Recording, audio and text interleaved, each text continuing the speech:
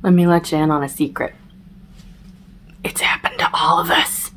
We've all run out of money, and there's still a lot of month left. So in this video, we're going to figure out how to make that money stretch all the way until the end of the month. Before we get too far into the video, don't forget to like and subscribe so you can end up seeing more videos like this in the future. Let's talk gas prices. It's a very hot button topic right now.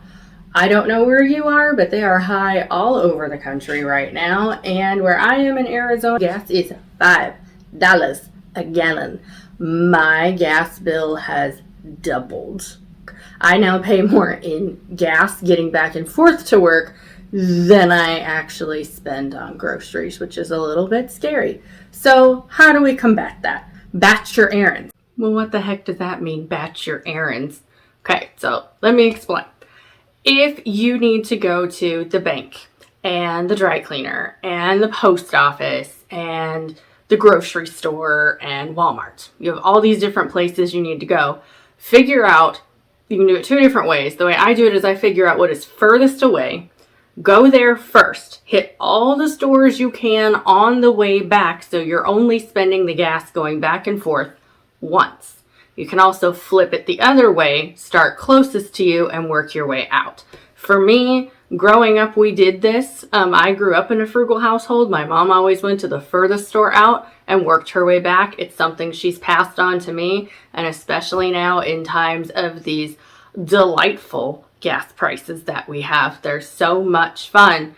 I'm using those tricks again. Instead of, oh, I need to go to the post office this day. Oh, I need to go to the bank this day. Oh, you know what? I think I'll run over here and go to this store this day. If you batch all your errands, do them once a week, you're going to save a lot of money in gas that way.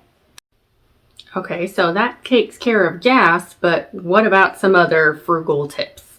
Second one I have for you is to meal plan. It is nobody's favorite. It's nobody's favorite thing to do ever on the planet. But it does really help you cut down on how many trips you're going to have to make to the store, because you can make a list of ingredients that you need and make one trip out. I use a regular calendar. This one is from the Budget Mom. I have her whole budgeting system. This is not sponsored by her in any way, but she's fantastic. If you haven't checked her out, you should, because she's amazing. This is a page, this is April's, and I write down everything that I am planning for the whole month.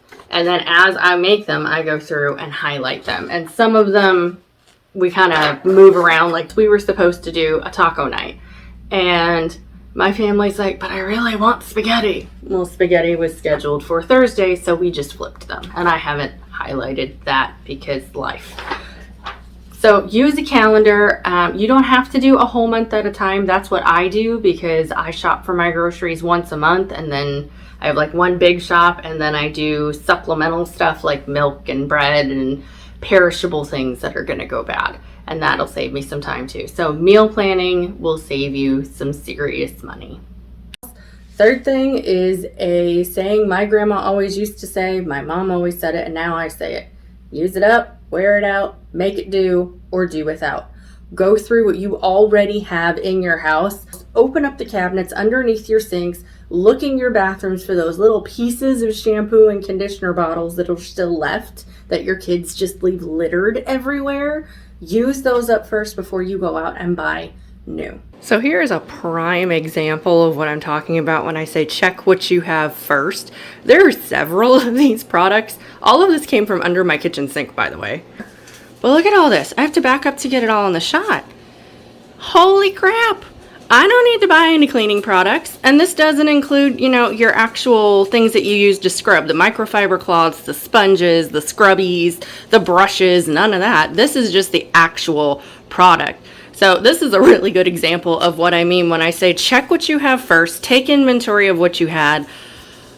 I mean, I had all this and didn't even know I had most of it. So double check and make sure that you don't actually need something. Use it up first. That's going to save you a ton of money. I'm not going to have to buy cleaning products for a very long time.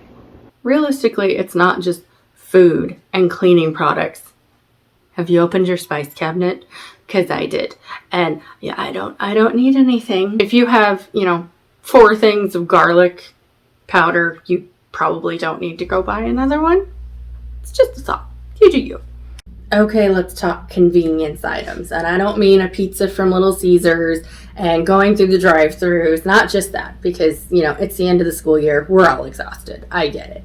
If you're a mom, it's the end of the school year and you're exhausted. It's a fight just to get the kids up in the morning and out the door. I'm talking about when you go to the grocery stores, don't buy the stuff that's already processed for you. Don't buy the lettuce that's already shredded. Buy the whole head of lettuce and chop it yourself. When you buy that pre-packaged bag, 1, it's going to go bad faster, and 2, you're paying for someone else's labor that it really doesn't take much time for you to do. Shredded carrots instead of bagged carrots, apple slices instead of just buying a whole bag of apples. Same thing with the grapes. You can get them in the container and they've already been de-stemmed and washed and ready to eat, but you're getting a whole lot less than if you would just buy the regular bag of grapes and bring it home and do all that yourself. So avoid those convenience items. Now, the one caveat I will make to that is rotisserie chicken, because it doesn't seem to matter what store I go in. The rotisserie chickens, if you go over to the deli, they have a whole chicken there that's already been cooked, it's already seasoned, and you go over to, where they have the raw poultry, and you look at how much a whole chicken is just to purchase, and they're either the same price or the whole chicken that you're going to have to go home and cook is more expensive. So we'll make an exception for the rotisserie chicken. We'll give them that one. Boneless, skinless chicken, you're going to pay more for that. Somebody has de-skinned and deboned it for you. The bone-in, skin-on chicken is going to be cheaper than the stuff that's already been processed for you. Go home, take a knife, cut off the skin. Most of the time you can peel it right off, and you just might need to use the knife a little bit right at the end. And take the bones out yourself. Save the bones, use it for broth. That's going to save you a ton of money in the long run. Know your prices before you ever leave your house.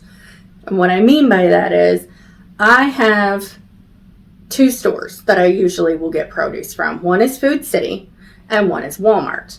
Now, if Food City is having their big produce sale, which is usually on Wednesdays, if I can make it there on a Wednesday, I'm going to get my produce at Food City because they're going to have a larger, fresher quantity and it's going to be markedly cheaper. If I go to Walmart, it's going to be because Food City stuff isn't on sale. And I know that because I know the prices. Collard greens are more expensive at Food City. They're cheaper at Walmart. Tomatoes are cheaper at Food City, but more expensive at Walmart. So depending upon what you need, make sure you know the prices, where it is cheapest, and where you need to go. This doesn't just apply to food. This applies to your car insurance. It applies to oil changes. Do you know a place that's cheaper than Jiffy Lube or wherever you take it? Do you get it done at the dealer because you have it for free for however long because you just purchased a vehicle? Know where your prices are the cheapest and know where they're also the most expensive. Know what the prices are usually on sale and know what the prices are standard price. Mortgage rates are something else that you can look at with this. Bank accounts, how much interest are you going to get back on the money that you put into your savings account or your certificate of deposit? If you're investing, know what those returns are so you know where to invest your money the most. Sometimes we can go through every single one of those frugal hacks, and at the end of the day, we still just don't have enough money to last us the whole month. So if you are in that boat, go ahead and click right here. I have an income booster video if you are an educator. Now, I didn't go into this for people who are not in education because my channel is predominantly for educators. But if that's something you would like to see, leave a comment down below. Please don't forget to like and subscribe if you found this helpful, and I will see you in the next one.